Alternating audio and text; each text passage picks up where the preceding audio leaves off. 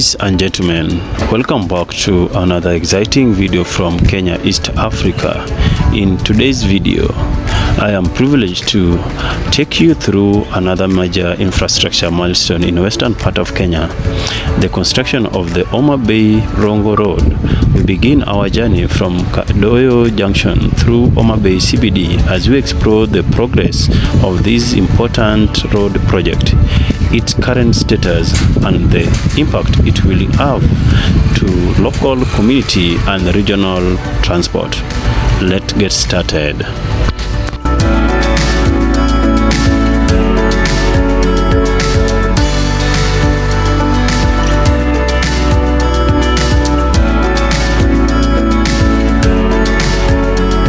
The national government and the Kenya Urban Road Authority (KURA) are dualling the Makongeni-Arujo Highway. This dual carriageway stretch from Junction Kodoyo to the CBD extended to the Gotrabuor Trading Center, featuring modern street light and pedestrian lanes.